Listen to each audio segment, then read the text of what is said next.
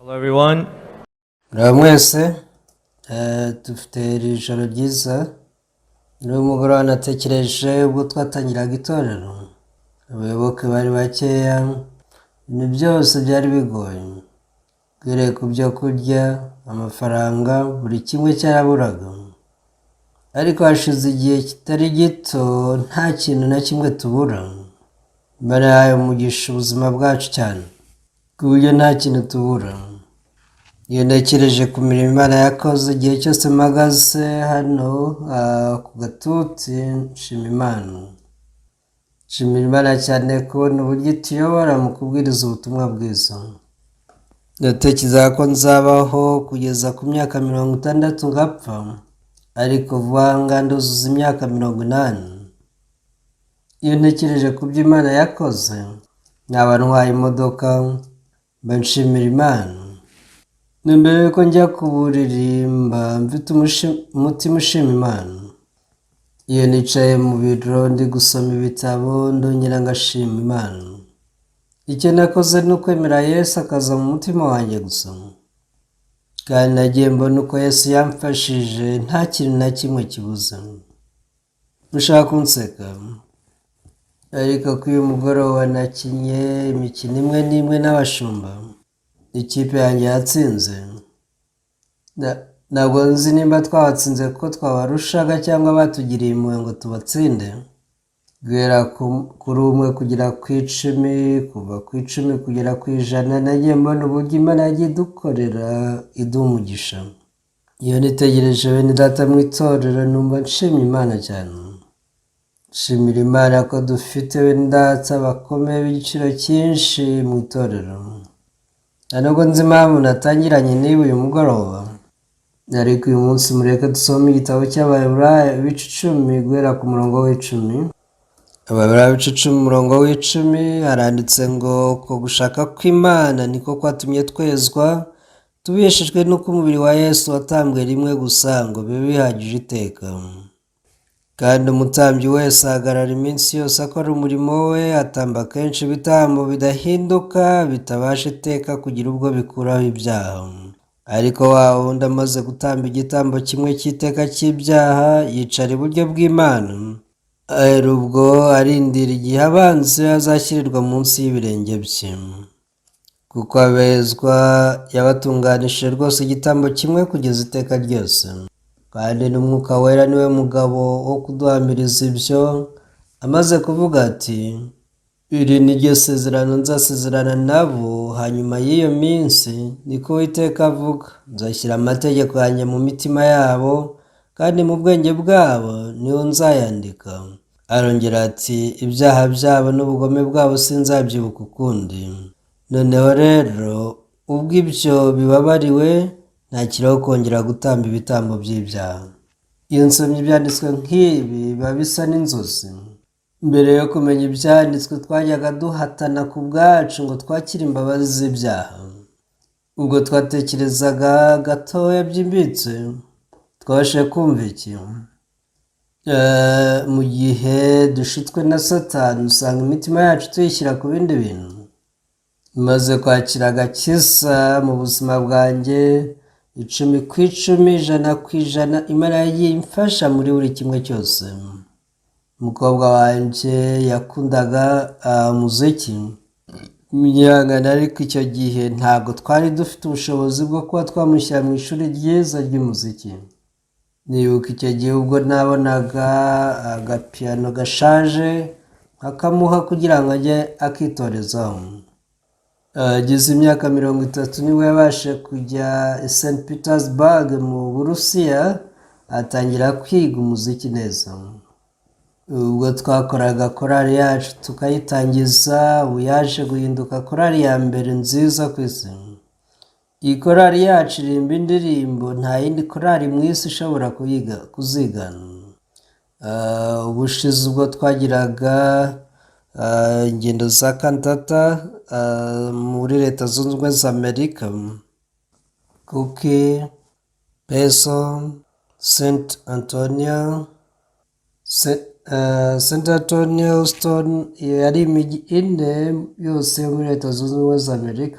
mu mujyi wa mbere twakira abagera ku bihumbi 4, umujyi wa kabiri twakira abagera mu bihumbi 6, St Antonio mu mujyi wa gatatu twakiriye abagera mu bihumbi 10, no muri Houston mujyi wa 4 twabashije kwakira abantu bagera mu bihumbi 10. uko bateranaga bose byasaga n'inzozi kuri njye.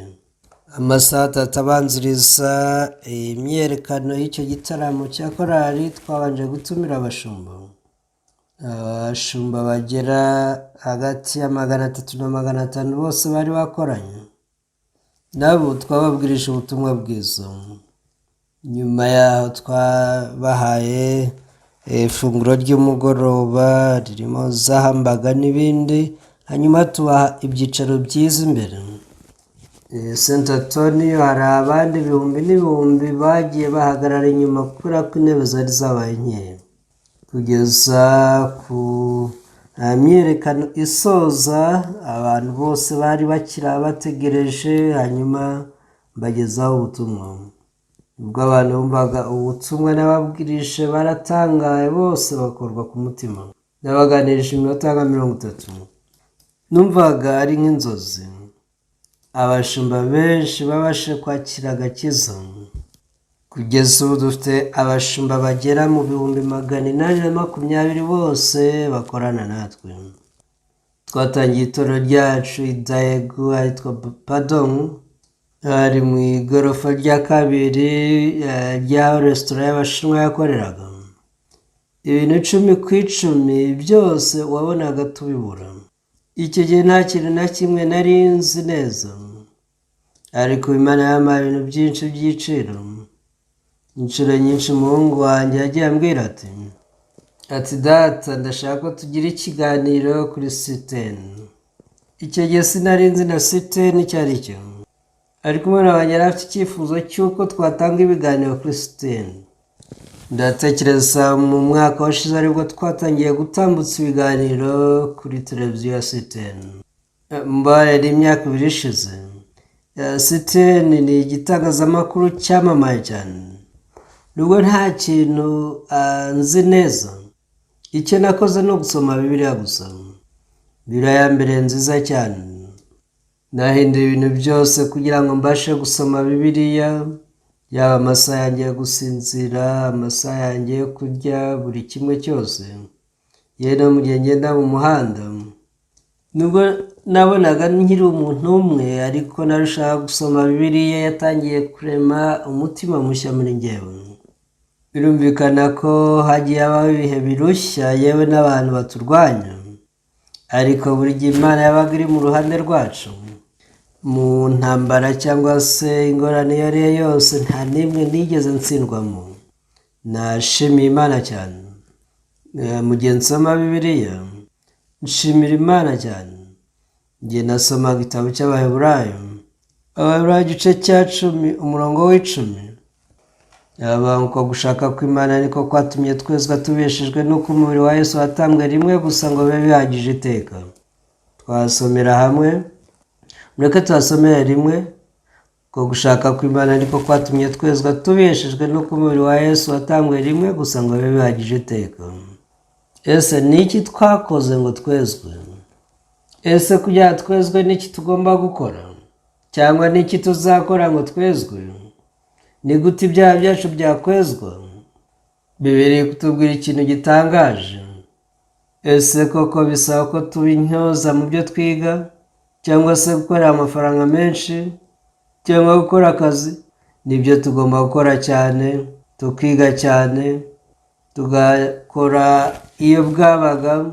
Gukora cyane ni ngombwa, ariko ibyo tubwira ntibisanzwe kubera ko nta kintu na kimwe dukoze ngo twarejejwe.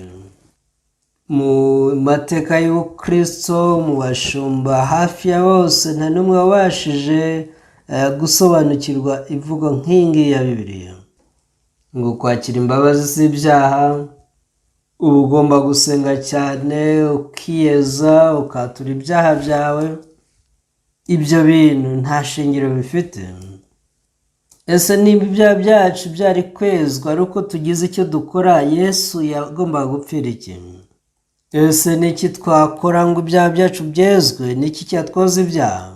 Ese kuko tugomba kwihana, tugomba kwatura ibyaha byacu, tugomba gusenga cyane se, tugomba kuba abantu b'imfura badafite ikibi na kimwe imbere y'Imana? Oya. Mu gihe tuvuze ibyo kubabarirwa ibyaha cyangwa kwezwa, nta kintu na kimwe tuba tugomba kubikoraho, kubera ko icyo twakora cyose ntabwo byashoboka ko twakwakira imbabazi z'ibyaha binyuze muri twebwe cyangwa ku byo twakoze. Mu kwakira imbabazi z'ibyaha rwose nta kintu na kimwe tugomba gukora, ahubwo Yesu niwe ugomba kugira icyo akora. Ni ukuri koroheje, ariko usanga abantu benshi n'uyu munsi bakomeza guhatana kugira ngo bakire imbabazi z'ibyaha, ngo kugira ngo bihane neza bajya mu misozi miremire, abandi bakajya mu butayu bagasenga cyane, bakagerageza bakatura ibyaha byabo. Umunsi umwe nibonye mfite Bibiliya mu maso yanjye, naje gutaruka ukuri nta kintu na kimwe nkoze nakira kwezwa. Ndacyabyibuka cyane na n'uyu munsi iyo mbibona muri Bibiliya. Ase kuki abantu batazi ibi ngibi? Aravuga ngo binyuze mu gitambo kimwe gusa cy'umubiri we yaradutunganyije, yaratwejeje. Ese uyu ninde watwejeje? Ese ni njyewe wakoze cyane kugira ngo nezwe? Ni njyewe wasomye Bibiliya kugira ngo nezwe? Ni njyewe wabaye umuntu mwiza, ndakora cyane, ndihana, ndiyeza, ndatura? Ntabwo ari byo. Imbabazi z'ibyaha rwose ntabwo zituruka kuri twebwe, ariko abantu benshi na n'uyu munsi bahora ngo bihana, biyeza ngo bababarirwe ibyaha. Batekereza ko kwatura ibyaha ari byo byabahesha kwakira imbabazi z'ibyaha, ariko Bibiliya yo itwereka ko bitanyura mu byo twebwe dukora, ahubwo Imana niyo yabidukoreye. Umunsi umwe nagiye mu ndege njya i New York. Ubundi bisaba amasaha 15 kuva hano ugera i New York. Rero iyo bigeze hagati, abadereva b'indege bagenda bahinduranya. Bageze igihe cyo guhinduranya rero gutwara indege, umwe yanciye aravuga ati, wowe uri umushumba Oxopark? Ndavuga nti yego ni njyewe. Yaragiye naza kugaruka arambwira ati se waje ukanyegera hano imbere? Yari indege ya Boeing 747. Mu ndege rero naho hari ibyicaro by'abagenzi ndetse n'iby'abadereva, ariko inyuma gato y'abadereva haba hari izindi ntebe.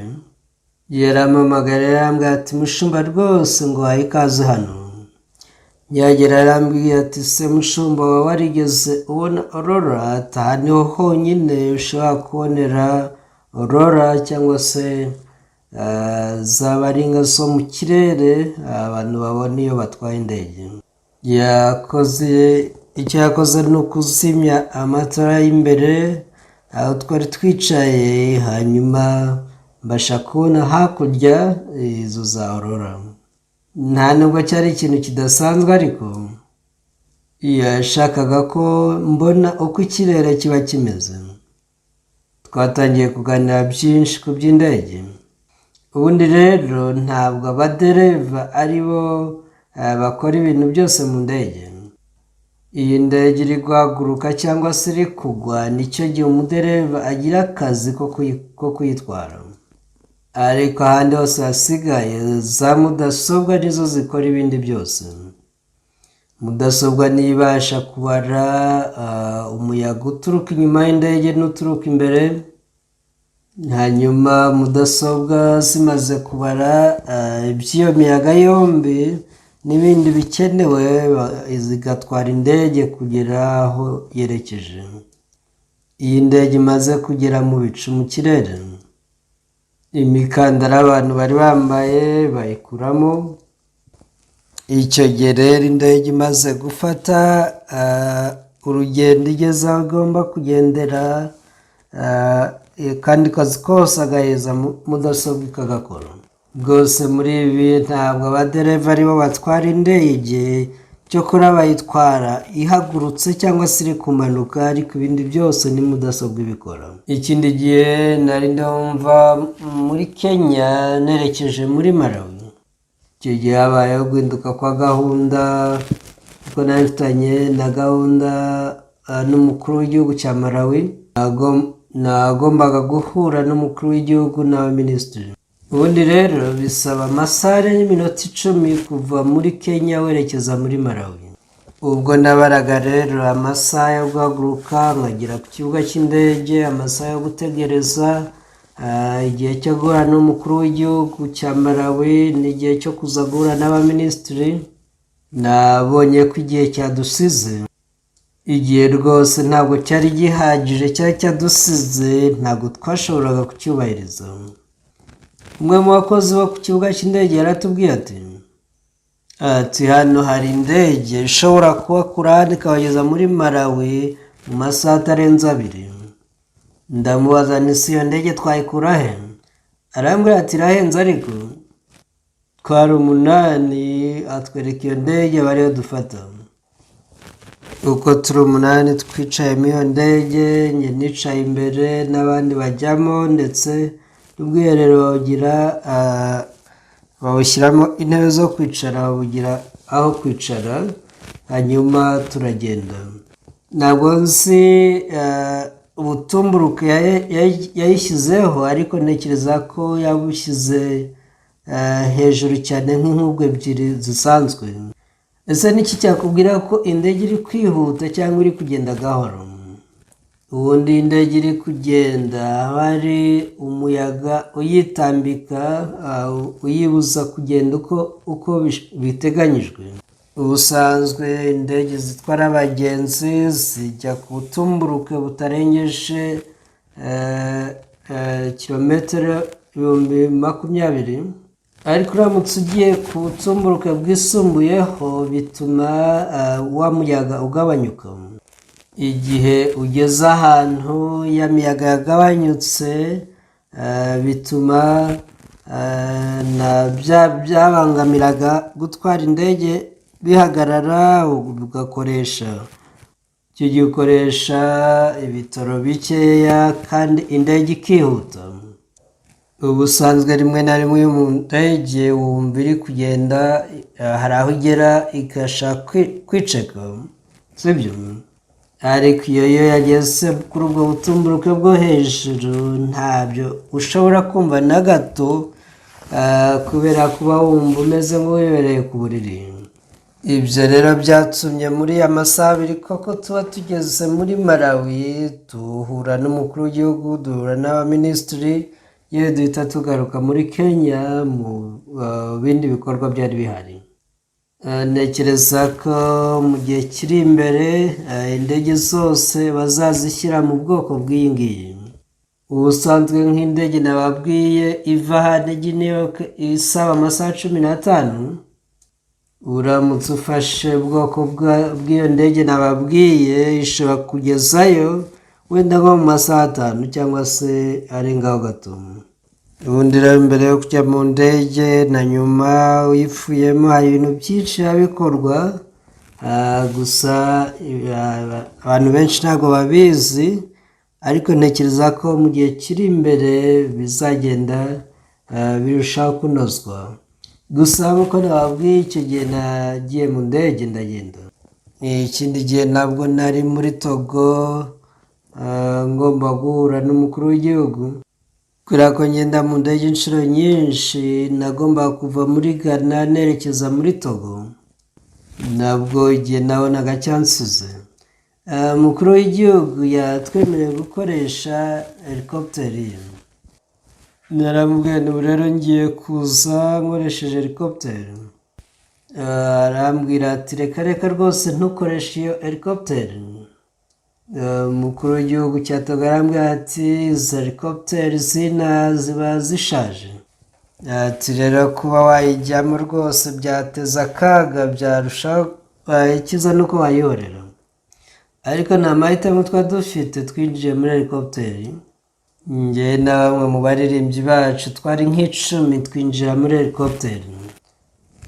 Twagendeye ku butumburuke bwo hasi kandi rwose byari bimeze neza. Igendeye nanone ku butumburuke bwo hasi ntabwo ugenda neza. Umuhungu wanjye nawe yarambwiraga ati rwose izi helikopiteri ni iza kera cyane zirashaje, ariko nta mahitamo nari mfite. Nababwira ibintu byinshi abantu benshi batitaho ku bigendanye n'indege, ariko nk'uko nguko no muri yo hari ibintu byinshi ubusanzwe tuba tutazi. Abantu baratekereza bati tugomba kwihana tukatura ibyaha byacu tukiyeza, ariko uramutse usomye Bibiliya neza, Bibiliya ubwayo ni ijambo ry'Imana. Amagambo menshi usanga atandukanye n'ibitekerezo byacu. Rero uba ugomba guheba ibitekerezo byawe, uba ugomba kwemera ibyo Bibiliya itubwira. Nubwo waba ufite ibitekerezo byashinze imizi muri wowe, uba ugomba kubiheba kuko ntibyakorohera rwose kubaho ubuzima bw'umwuka. Muri Luka ibice 10 hariho umwigishamategeko waje avuga ati mwigisha mwiza nkore iki ngo ndaguha ubugingo buhoraho? Yesu yaramubajije ati ese byanditse bite mu mategeko, kandi icyo yasomamo ni iki? Cyari ikibazo gishishikaje, sibyo? Ni iki cyanditse mu mategeko? Hanyuma aramubaza ati se icyo usoma muri ibyo byanditse cyo ni iki? Byanditse bite mu mategeko? Nibyo kuko abantu benshi bazi ibyanditse mu mategeko, ariko yaramubaje ati ni gute uyasoma, ni icyo uyasomamo? Icyo yavugaga ni uko uramutse usomye amategeko ushobora kuyasoma muri ubu buryo cyangwa se buriya. Ese igihe ufite nk'umuceri uwurya gute? Nta muntu n'umwe utagira umuceri, sibyo? Ariko ni gute uwurya? Yesu yarabajije ati se wowe ni iki usoma mu mategeko, uyasoma gute? Yashaka kuvuga ko ushobora kuyasoma mu buryo bumwe cyangwa ubundi. Gusa abantu benshi iyo basoma Bibiliya, basoma Bibiliya bibwira ngo bari mu kuri, ariko ni iki cyanditswe mu mategeko, kandi icyo usoma mu mategeko ni iki? Abisirayeli ubwo bavaga mu Egiputa bageze ahantu bakira amategeko y'Imana, Imana irababwira iti nimwumvire ijwi ryanjye, nimwumvire amagambo yanjye muzahabwa umugisha mu majya no mu maza. Ariko nibitaba ibyo ntimwumvire amagambo yanjye muzavumwa. Abisirayeli bati rwose tuzumvira amagambo yose udutegeka. Tubivuze tweruye, ntabwo bari bakwiriye kwiyemera ko bazubahiriza amagambo y'Imana yose. Bagomba kuba bati Imana rwose ntabwo twebwe twabishobora, ntabwo twabasha kubahiriza amategeko yawe, turakwinginze utugirire impuhwe. Uratuzi uzabo turi bo, turi abantu batabasha kubahiriza no kumvira amategeko yawe. Tugirire impuhwe, tugirire ubuntu, tugirire imbabazi. Ariko siko babivuze, ahubwo baravuze bati ibyo dutegetse byose tuzabikora. Ibi rero byahise bigirwa isezerano bari bumvikanye. Ati nimuyubahiriza muzahabwa umugisha, nimuyica muzavumwa. Kubera ko nta n'umwe wabashe kuyubahiriza, bakomeje kuba mu muvumo gusa. Abisirayeli bagiye batwarwa bunyago, bagakwirakwira imishwaro hirya no hino, bakaba mu buzima buteye agahinda. Ariko usomye Abaroma igice cy'icumi umurongo w'icumi, iri ni ijambo ry'Imana ritandukanye n'ibitekerezo byacu tugundira. Dutekereza ko kugira tujye mu ijuru tugomba gukora ibyiza, tugomba gukurikira amabwiriza ya Bibiliya, ngo tukiyeza tukatura ibyaha byacu, tukihana tugakora ibyiza, tukubahiriza amategeko 10 y'Imana, tugatanga amaturo. Uku niko abantu batekereza. Ariko se mu gice cyacu umurongo w'icumi avuga ko twezwa gute? Avuga ko twejeje, twamaze kwezwa. Avuga ko twamaze kwezwa rwose. Ariko ntihanavuga ko hari umurimo n'umwe dushobora gukora cyangwa se twakoze ngo twezwe. Muri Bibiliya rero ikintu cy'ingenzi ni uko Abantu benshi basoma Bibiliya ariko ntibite ku byo basoma.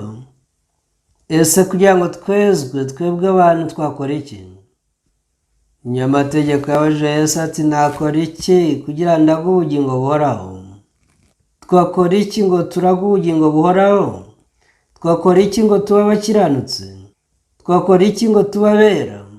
Twakora iki kugira ngo ibyaha byacu bibabarirwe twakire imbabazi z'ibyaha? Abashumba benshi barasubiza ati rwose tugomba kwihana, ngo tugomba kuba inyangamugayo, tukaba abantu beza, ngo tukubahiriza amategeko y'Imana. Abantu benshi rwose nuko bazakubwira. Ese twebwe abantu bahindanye bacumuye, rwose icyo twakora cyose ntabwo twatuma ibyaha byacu byezwa. Abantu bamaze gutahura ikineza n'ububi bwabo mu mitima yabo neza, abantu benshi ntabwo bazabura icumi batekereza ko bagomba kwiyeza ubwabo. Nyamara kwezwa nta kintu wowe usabwa gukora. Nimba hari icyo twagakoze ngo twezwe tubone kujya mu ijuru, ntabwo byari bikwiye ko Yesu yirirwa aza muri iyi si. Abantu baravuga bati kugira twakire imbabazi z'ibyaha tugomba kwatura, tugomba kwiyeza, tukaba abantu beza, tugakora iki n'iki. Ariko ibyo si byo biri tubwira. Ababurayi 10:10 batwereka ko nta kintu na kimwe twakora ngo tujye mu ijuru cyangwa twezwe. Niyo mpamvu Yesu yabaje umunyamategeko ati niki cyanditswe mu mategeko kandi icyo yasomamo ni iki? Ngo ukunde mugenzi wawe n'umutima wawe wose n'ubwenge bwawe bwose n'ubugingo bwawe bwose, ngo kandi ukunde mugenzi wawe nk'uko wikunda. Umunsi umwe nari ntwaye imodoka yanjye, ngeze kuri feruje, numvishe mbangamiwe gukomeza guhagarara imbere y'ibyo bimenyetso by'umuriro byo mu muhanda. Nafashe biranyishyira imbere yanjye, ntangira gusoma Bibiliya. Nagiye kumva numva inyuma imodoka ziri kunsunika n'amahoni menshi, kubera ko izindi zari zagiye n'abangamiza iziri inyuma. Rero ubutaha sinongeye gukora ibintu nk'ibyo. Nashakaga gukoresha ako gahe ngo byibuze nsome Bibiliya kurushaho, ariko kenshi nabonaga ari njyewe wasigaye mu muhanda n'abangamiye abandi. Naje kubona ko kuba nasoma Bibiliya ntwaye n'imodoka atari ikintu cyiza. Ntabwo ari twebwe tugira icyo dukora ngo twezwe. Nta kintu twakora ngo ibyaha byacu byozwe ngo tujye mu ijuru. Iki ni ikintu abantu benshi bagizeho urujijo. Kugira ngo ibyaha byawe byozwe, wezwe, umukiranutsi ujye mu ijuru, ngo ugomba gukora iki na kiriya. Rwose ako si akazi kacu, nta na kimwe twakora. Niyo mpamvu Yesu yavuze ati, ubwo umunyamategeko yamubazaga ati se uwo mugenzi wanjye ninde ngomba gukunda kuko nikunda? Yesu yamubwiye umugani w'umuntu waguye mu gico cy'abambuzi ubwo yavaga i Yerusalemu yerekeza i Yeriko. Yamubwiye uburyo abambuzi bamukubise bakamusiga abura gato agapfa. Umutambyi yaraje arakikira arigendera, n'umulewi waje abigenza atyo. Ngo ariko Umusamariya arimo yigendera ubwo yagiraga yamugiriye impuhwe, ngo yaraje aramwomora, amushyiraho amavuta ya elayo, amwomoza vino, apfuka inguma ze, amushyira ku itungo rye, amujyana mu icumbi ry'abashyitsi. Ngo yasanze umuntu yaguye mu gico cy'abambuzi, icya kabiri amugirira impuhwe. Icya gatatu ngo yahise amufata,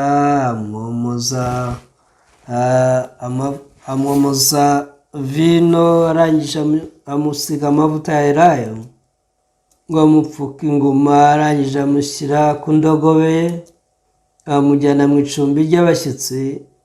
Ngo asiga denariyo 2 kugira ngo nyir'icumbi arwaze uwo muntu. Aravuga ati mumurwaze kandi ibyo muzatanga birenze ibi nzabishyura ngarutse. Hano hari ibintu bigera ku 10 uyu Musamariya mwiza yakoreye umuntu. ese wari waguye mu gico cy'abambuzi yakoze bingahe? We nta na kimwe yakoze. Aka niko gakiza, uku niko gukizwa. Iki nicyo birivuga. Ese mugenzi wanjye ninde wabaye mugenzi w'uyu wari waguye mu gico cy'abambuzi? N'uyu wamugiriye impuhwe, yambwira ati nawe genda umere gutya. Ese Yesaya kutubwira natwe kuba abasamariya beza ubwo? Twe ntabwo twabishobora. Kubera iki? Yaguye mu gico cy'abambuzi. Tuze ko aho hari abambuzi, abo bambuzi nanjye bangirira nabi, reka nirukire rero nkuremo akanjye karenge. Abantu benshi bajya batanga amabwiriza bati rwose mureke tube nk'abasamariya beza, tugire impuhwe nk'iz'umusamariya mwiza. Uyu musamariya mwiza uvugwa hano ntabwo ari twebwe, ni Yesu. Ese murabyumva? Twibyo ntitwabibasha. Natwe ubwacu tugomba gukiza amagara yacu. Ntabwo uri umusamariya mwiza we na gato. Ni wowe waguye mu gice cy'abambuzi. Ese yakoze iki ngo akizwe? Nta na kimwe. Mu bintu 10 byakozwe aho, byose byakozwe n'umusamariya mwiza, ntabwo ari wari waguye mu gice cy'abambuzi.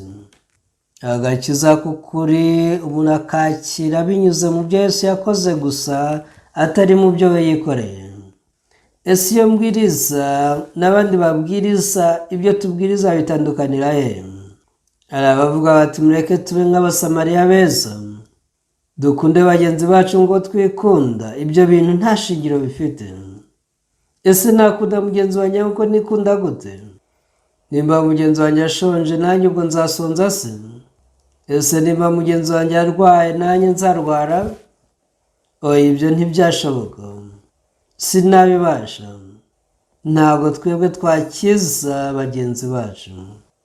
Niyo mpamvu umusamariya mwiza mu iyi nkuru ahagarariye Yesu Kristo. Twebwe turi abantu baguye mu gice cy'abambuzi. Uyu muntu nta kintu na kimwe yakoze ngo akizwe.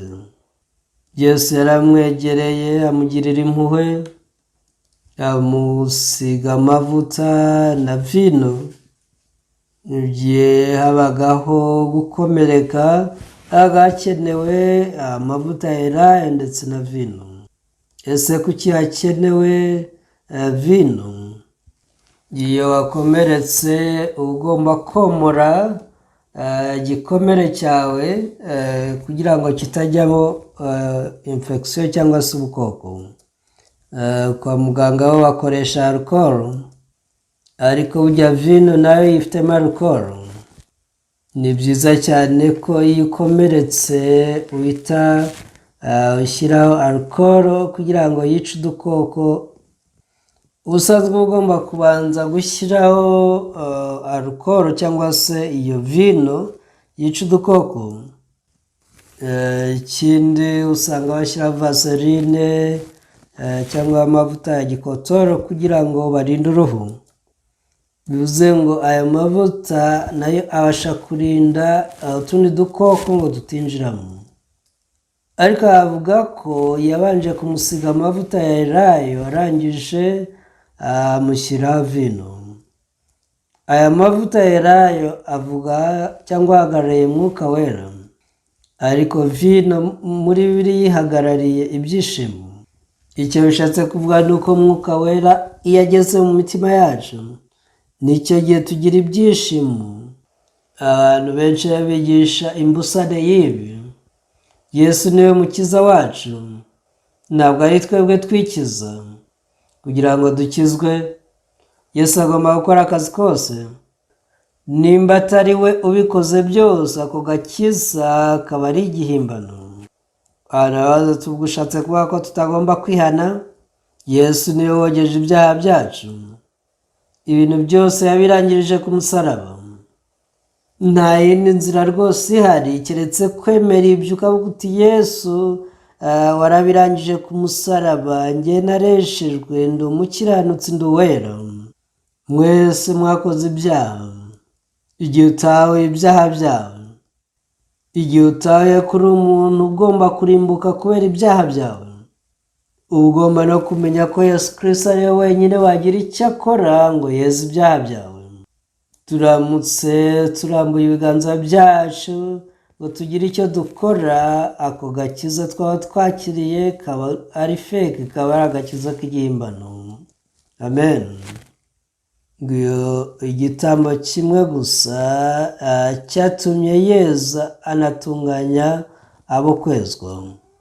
Yesu uyu ninde hano? Ntabwo ari twebwe, ni Yesu. Ni twebwe twejejwe. Uwatwejejwe ni Yesu, kandi ngo yadutunganishije igitambo kimwe kugeza iteka ryose. Yishyuye ibihembo by'ibyaha byacu. Icyo dukeneye ni ukwizera ibyo. Uti Yesu yogeje ibyaha byanjye, sinkiri umunyabyaha, ibyaha byanjye byararangiye. Ni ibyo gusa, nta kandi kazi yadusigiye. Ni ukwemera ibyo yadukoreye gusa mu mitima yacu. Tujye tuhasome. Naranditse ngo kuko abezwa batunganije rwose igitambo kimwe kugeza iteka ryose. Ese wowe wezwa kubera ubushake bwawe n'ishyaka ryawe? None uri uwera, waratsindishirijwe, uri umukiranutsi. Ese utunganwa n'ishyaka ryawe? Ntabwo ari wowe, ni Yesu wabikoze. Nta kintu na kimwe wowe wakoze. Yaratwejeje, yaradutunganije, yatugize abantu batunganye bejejwe. Yaba ari twebwe twiyeza, twari kubigira umwanda byose. Rimwe na rimwe twari kujya twiyeza neza, ikindi gihe tukiyeza nabi, ariko Yesu niwe wejeje ibyaha byacu. Izina Yesu ubundi rivuga umukiza w'ibyaha by'abantu be. Dukeneye kwizera iryo zina, dukeneye kwizera ko yadukijije. Uyu munsi hari insengero nyinshi baravuga ngo ugomba kwiyeza ugakora ibi n'ibi. Ibyo twagakoze byose Yesu yarabidukoreye. Mu mwaka w'1972 umugore wanjye yabyaye umukobwa. Yari umukobwa mwiza cyane. Yagize imyaka 5, bombi najyaga mbajyana aho ngiye hose. Mu 1974 nibwo nabyaye umuhungu wanjye. Naho mu 1976 uwo twabyaye iki? Ntabwo ari umugore wanjye wabyaye, ahubwo itorero ryabyaye ishuri ry'abamisiyoneri. Imyaka myinshi birashize. Mu barangije muri iryo shuri bose harimo abantu b'abahanga b'intyoza, harimo abafite umutima w'ubwibone, yewe harimo na benshi bahagaritse umurimo w'Imana. Ariko abanyeshuri b'abamisiyoneri bazaga bakabwiriza ubutumwa bwiza. Njye najyaga muri Leta Zunze Ubumwe za Amerika, nashima Imana kubera ko dufite abamisiyoneri bacu bakiri bato.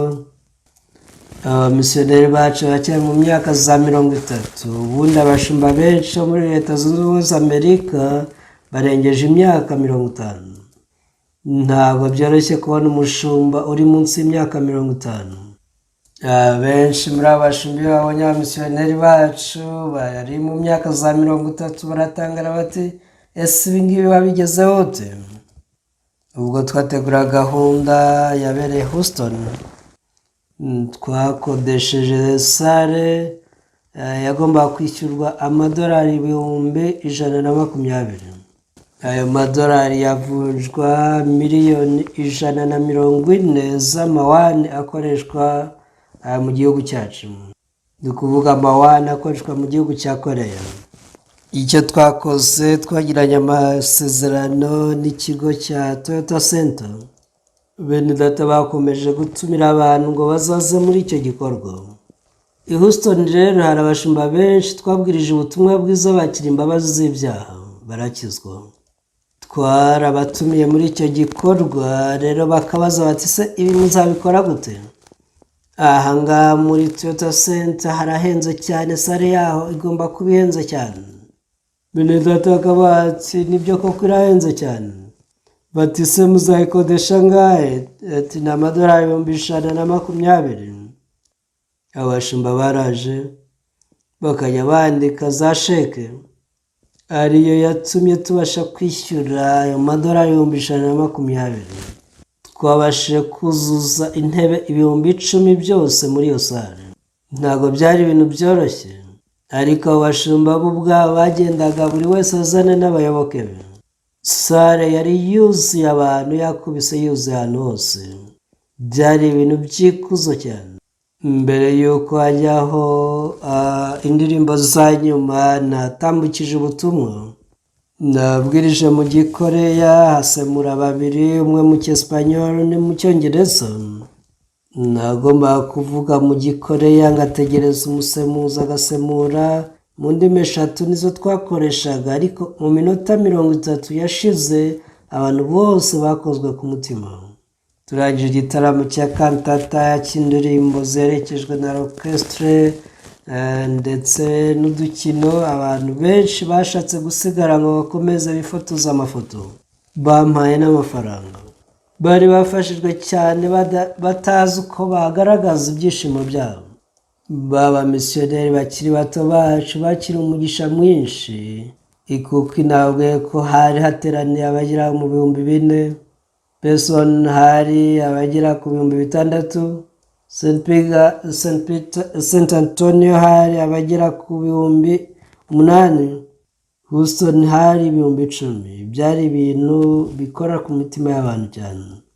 Murabizi ko twanakoze filime ivuga ku bya Noheli. Twakiriye ibihembo byinshi cyane kuri iyo filime. Bakoreye filime bayikoze mu mezi 2 yonyine, nabyo byari ibintu bikora ku mutima. Njyewe ubwanjye filime nayirebye inshuro zigera muri 20, i Seoul, i Busan n'ahandi henshi hatandukanye yagiye yerekanwa. Muri filimi natanzemo ubutumwa bwa Noheli. Ntabwo nari nzi ko bazabushyira muri filimi, kubera ko umuyobozi wa filimi niwe wampaga amabwiriza y'ibyo nkora gusa. Ubwo narebaga ikibwirizwa natanze, nakoze amakosa menshi. N'abandi nakagobye kuba narabiteguye neza, ariko n'ubundi abantu bumvishe ubutumwa benshi bakira agakiza. Agakiza ni ubuntu kandi ni impano y'Imana. Ni impano y'ubuntu, nta kintu twagakorera. Icyo tugomba gukora ni ukwemera ibyo Yesu yadukoreye, si twe tugira icyo dukora. Agakiza ni impano y'ubuntu gusa. Uramutse uyikoreye rwose ni igihembo waba uhawe, ntabwo ugomba kwishyura agakiza. Nkanjye nakira agakiza nta kintu nakoze na kimwe. Imana niyo yankijije, na nyuma yo kwakira imbabazi z'ibyaha ubuzima bwanjye bwarahindutse ku kigero ntigeze nitega. Nkiri Daegu nicwaga n'inzara. Nyuma y'amateraniro ku cyumweru sinifuza gutaha. Twabaga tudafite amakara, nta n'ibyo kurya. Nahoraga numva mfitiye impuhwe umugore wanjye. Sinashaka kujya mu rugo. Najya nguma mu rusengero nkifungirana, ngashyira hasi umusego umwe w'intebe nkapfukama ngasenga. Imana waduhaye ibyo kurya, waduhaye amafaranga yo gukoresha mu ngendo dukora. Amasengesho nk'ayo niyo nagiraga. Igihe rero ninjiraga mu masengesho byimbitse, sinabyumvaga nk'amasengesho, ahubwo numvaga ndi mu kiganiro n'Imana. Niko nabibabwiye, nabaga nitekerereza iby'amakara, ibyo kurya, ariko nakwinjira mu isengesho ndi kuganira n'Imana, numva ko ndi mu bwami bw'Imana, nkumva nta kintu ngikeneye. Nkisanga ndi gusenga nti, ese ni bantu bwoko ki baba mu nyanja ya Pasifika? Ese bambara biki? Barya gute? Ninde se ujyayo kubabwiriza ubutumwa bwiza? Nindakwinginze Mana uzohereza abashumba bacu hariya babwirize ubutumwa bwiza. Uko niko natangiye gusenga. Imana uzareke dusohora ibitabo byinshi by'ubutumwa bwiza. Uzareke dushinga ibigo by'amateleviziyo tubwiriza ubutumwa bwiza. Ibyo byose ubu byarasohoye. Nari narabyibagiwe, ariko Imana yo ntiyigeze ibyibagirwa. Aravuga ngo twarejejwe tubeshejwe nuko umubiri wa Yesu watambwe rimwe gusa ngo bibe bihagije iteka. Ngo abezwa yabatunganije rwose igitambo kimwe kugeza iteka ryose. Uyu wabatunganije si twe, ni Yesu. Yaba ari twe twakogeje ibyaha byacu, ntabwo byatungana rwose. Hano turi kumwe n'umushumba Samuel. Ndamutse mbwiye ntushaka kumwogereza ibyaha, azambwira ati pasiteri rwose ndakwinginze wibikora, ndakwinginze byihorere. Kubera iki? Ese ni gute nyine nakoze ibyaha?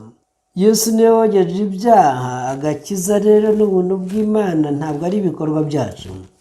Nta kintu na kimwe twabikoraho. Nugira icyo ukora rwose ako si agakiza.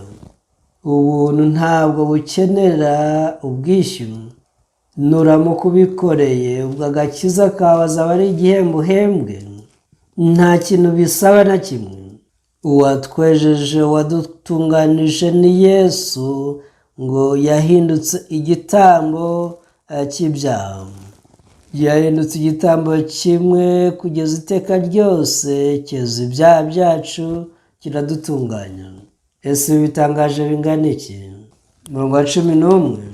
Kandi umutambyi wese ahagarara iminsi yose akora umurimo we, atamba kenshi ibitambo bidahinduka, bitabasha iteka kugira ubwo bikuraho ibyaha. Yesu yogeje ibyaha byacu by'iteka ryose. Abatambyi bo bakoraga umurimo iteka buri munsi, ariko ntibabashe kweza ibyaha iteka. Ibi bitambo ntibyashobora gukuraho ibyaha byacu iteka. Ariko ubwo Yesu yozaga ibyaha byacu byogejwe iteka ryose. Ese ni gute wakoza ukiyeza woza ibyaha byogejwe by'iteka ryose? Iyo ukoze imodoka cyangwa se televiziyo, icy'ingenzi ni kiba cyakozwe. Kuba cyakorewe mu Bushinwa cyangwa mu Buyapani ntabwo ari byo by'ingenzi. Kera cyane mu Buyapani bakoze aka kantu gaca inzara ka kupongere, bandikaho ngo kakorewe muri Leta Zunze Ubumwe za Amerika. Uwagakoze baramubaza ati se kuki wabigenje gutyo? Aravuga ati tugira umujyi witwa USA iwacu, ariko USA ubundi bwa United States of America, ariko ntabwo navuze ko cyakorewe muri Amerika, ni muri USA y'umujyi wacu. Ikintu gishobora gukorerwa ahantu hatandukanye. Ahantu habiri rero ibyaha byacu bishobora kwerezwa: kuri iyi si ndetse no mu bwami bw'Imana. Iyi si turimo iri mu bwami bugengwa n'ibihe. Mu bwami bugengwa n'ibihe habamo impitagihe, indagihe n'inzagihe. Tujya tuvuga ku mpitagihe zacu nk'amateka, ariko dufite n'indagihe bitubaho ubu n'ibizatubaho ari byo by'inzagihe. Ariko winjiye mu bwami bw'iteka, atandukanye n'ubwami bugengwa n'ibihe.